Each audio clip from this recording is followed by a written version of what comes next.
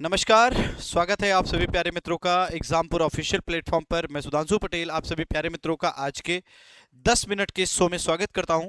और आज हम लोग पॉलिटी के सबसे महत्वपूर्ण टॉपिक अनुसूचियों, शेड्यूल्स ऑफ इंडियन कॉन्स्टिट्यूशन के बारे में पढ़ने का प्रयास करेंगे। और आप सभी लोग जानते हैं कि जब हम भारतीय संविधान की बातचीत करते हैं तो भारतीय संविधान में जो अनुसूचियों की संख्या है वो आज के समय में तो 12 है, लेकिन जब हम आपसे बातचीत करते हैं स्वतंत्रता के समय जब हमारा संविधान बनकर तैयार हुआ तो केवल 8 अनुसूचियां थी। मतलब 4 अनुसूचियों को बाद के समय में जोड़ा गया। जैसे पहली अनुसूची के बारे में अगर हम आपसे बातचीत करें तो भारतीय संविधान की जो पहली अनुसूची है वो राज्यों और उसके नाम, संघ राज्य क्षेत्रों के नाम और उसके क्षेत्राधिकार के बारे में बातचीत करती है। दूसरी अनुसूची के बारे में अगर हम आपसे बातचीत करें तो वो विभिन्न संवैधानिक पदाधिकारियों के वेतन, पेंशन, भत्तों के बारे में बातचीत करती है। वहीं अगर तीसरी अनुसूची की बातचीत करें तो वो विभिन्न संवैधानिक पदाधिकारियों के शपथ के बारे में बातचीत करती है, शपथ या प्रतिज्ञान के बारे में बातचीत करती है। वहीं चौथी अनुसूची के बारे में अगर हम आपसे बातचीत करें तो चौथी अनुसूची राज्यसभा में सीटों के आवंटन से संबंधित है। पांचवी अनुसूची के बारे में बातचीत करें तो अनुसूचित और जनजातीय क्षेत्रों के प्रशासन से संबंधित है। छठवीं अनुसूची की बातचीत करें तो असम, त्रिपुरा, मेघालय और मिजोरम में जो शासन प्रशासन है उसके जो जनजातीय क्षेत्र है उसके प्रशासन से संबंधित है। और वहीं सातवीं अनुसूची के बारे में बातचीत करें तो शक्तियों के विभाजन के बारे में है। और शक्तियों के विभाजन में बेसिकली हमारे यहाँ विभिन्न विषयों को 3 सूचियों में बांटा गया: संघ सूची, राज्य सूची और संवर्ती सूची।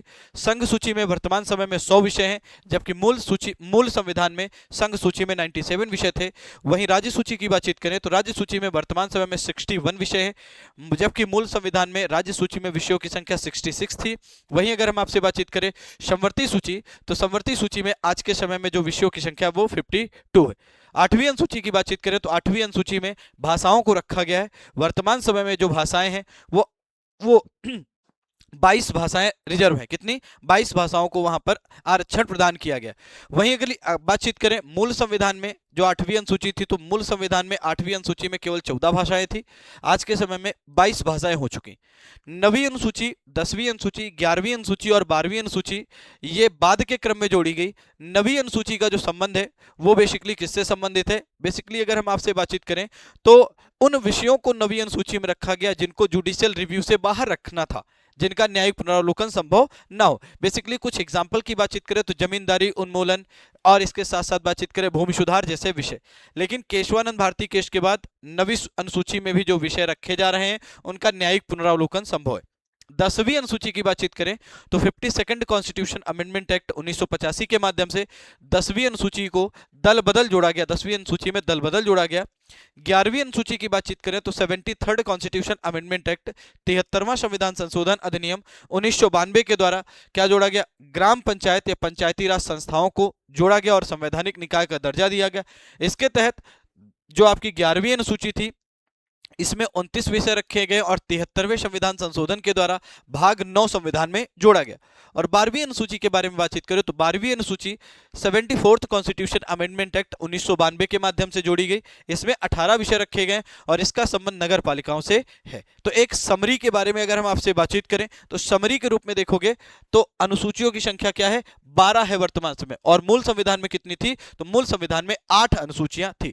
जरा देखते हैं पहली अनुसूची में क्या है। तो मैंने अभी आपको एक्सप्लेन किया, पहली अनुसूची में राज्यों और केंद्र शासित प्रदेशों के नाम और उनका क्षेत्रीय अधिकार क्षेत्र के बारे में बताया गया। Name of the state and union territory and their territorial jurisdiction. अनुसूची 2 में बातचीत करें विभिन्न संवैधानिक पदाधिकारियों के वेतन भत्तों के बारे में, जिसमें राष्ट्रपति, उपराष्ट्रपति, राज्यपाल, अध्यक्ष, उपाध्यक्ष, सभापति, उपसभापति, न्यायाधीश, नियंत्रक एवं महालेखा परीक्षक आदि रखे गए थे। इनके वेतन, भत्तों, पेंशन के बारे में यहां पर बातचीत की गई।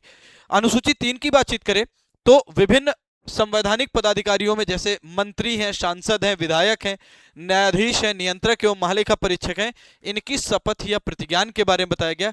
Oath and affirmation of the minister, MP, MLA, CAG etcetera etcetera. वहीं अनुसूची 4 के बारे में बातचीत करें तो राज्यसभा में सीटों के आवंटन को बताया गया, allocation of seats in the Rajya Sabha.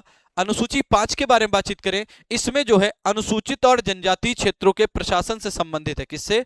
अनुसूचित क्षेत्रों और जनजातीय क्षेत्रों के प्रशासन से संबंधित प्रावधान है, जिसमें आंध्र प्रदेश, छत्तीसगढ़, महाराष्ट्र, झारखंड, मध्य प्रदेश, गुजरात, हिमाचल प्रदेश, उड़ीसा, राजस्थान और तेलंगाना, इन राज्यों में अनुसूचित और जो जनजातीय क्षेत्र है वहां का शासन प्रशासन कैसा होगा इसके बारे में उपबंध किया गया।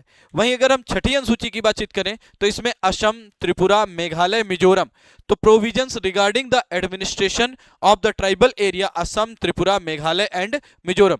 सातवीं अनुसूची में मैंने आपको बताया आज ही के सेशन में अभी कि शक्तियों का विभाजन है, तो separation of power.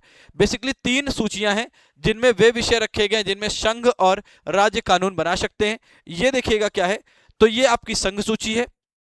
Union list है, यूनियन लिस्ट में प्रारंभ में 97 सब्जेक्ट्स थे लेकिन वर्तमान समय में 100 विषय हैं, जिसके अंतर्गत आप देखेंगे रक्षा, अंतर्राज्यीय व्यापार और वाणिज्य, बैंकिंग, हथियार, गोला बारूद, विदेश मामले, परमाणु ऊर्जा, नागरिकता, श्रम एवं खनन, वायु मार्ग, जनगणना आदि थे। तो ये क्या है, ये संघ सूची के विषय। इन पर नियम कानून कौन बनाएगा, तो इन पर नियम कानून बनाने का अधिकार भारत की सरकार यानी कि भारत की संसद को है। वहीं राज्य सूची में 61 विषय प्रारंभ में थे, वर्तमान समय में 61 विषय हैं। प्रारंभ में 66 विषय थे, आज के समय में वर्तमान समय में कितने विषय थे, वर्तमान समय में आप 61 विषय देखेंगे। जब संविधान प्रारंभ हुआ तब कितने विषय थे, तो संविधान के लागू होने की स्थिति में 66 सब्जेक्ट थे, मतलब 5 सब्जेक्ट को कम किया गया और 5 सब्जेक्ट कम किए गए 42वें संविधान संशोधन 1976 के माध्यम से।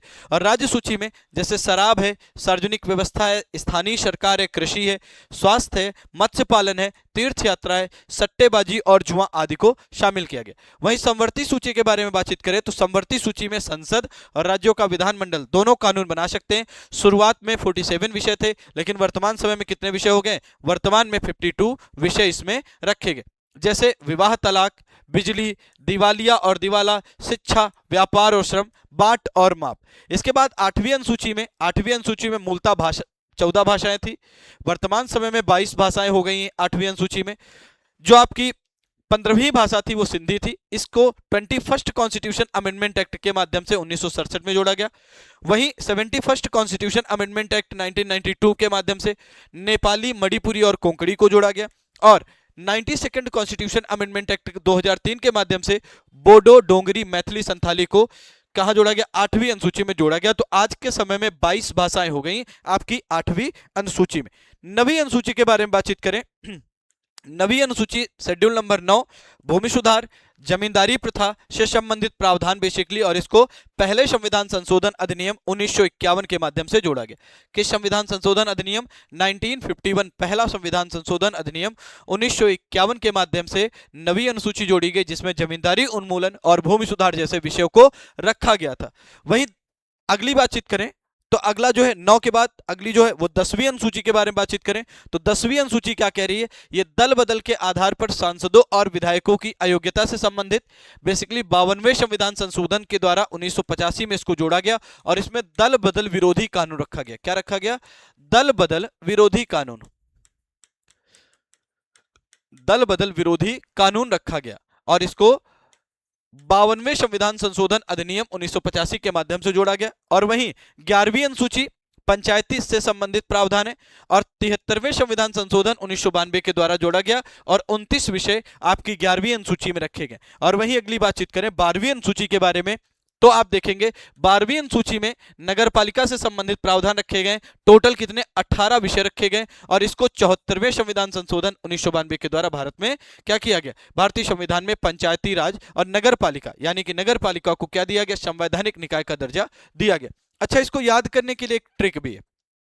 क्या ट्रिक है, याद करने की जो ट्रिक है वो हम कहेंगे कि एसपी की शपथ लेके राज्यसभा प्रतिनिधि अनुसूचित क्षेत्र 5 देखने गए, वहां पर पैसे की शॉर्टेज हो गई और पैसे की जब शॉर्टेज हो गई तो उन्होंने क्या किया, एटीएम में गए और एटीएम में मनी नहीं पाया और जब एटीएम में मनी नहीं पाया तो गुस्सा हो गए।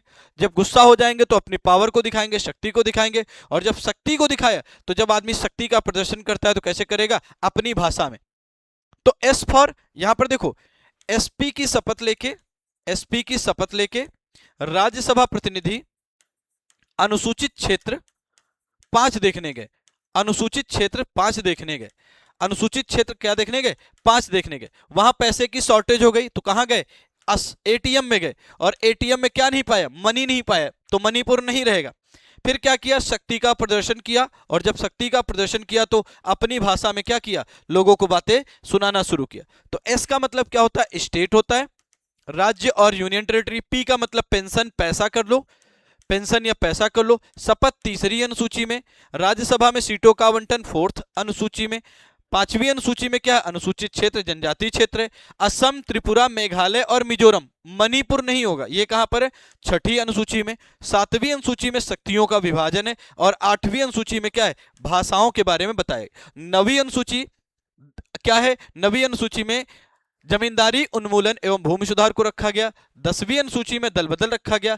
11वीं अनुसूची में क्या रखा गया, ग्राम पंचायत रखा गया। और 12वीं अनुसूची में नगर पालिका को रखा गया। ठीक है, तो ये इंफॉर्मेशन थी आपको अनुसूचियों के बारे में, हमने बहुत ही शॉर्ट तरीके से आपको बताने का प्रयास किया। उम्मीद करेंगे आप सबको अनुसूचियां समझ में आई होंगी। अगर समझ में आया हो तो एक लाइक और एक कमेंट जरूर करिएगा, और कमेंट में बताइएगा आपको एक शॉर्ट, ये जो 10 मिनट की हमारी क्लास होती है, ये 11 मिनट की जो हमारी क्लास होती है, इस क्लास के माध्यम से आप किस विषय के बारे में संक्षेप में जानकारी प्राप्त करना चाहते हो। तो आज के सेशन के लिए धन्यवाद, मिलते हैं अगली क्लास में, बहुत बहुत आभार, थैंक यू सो मच।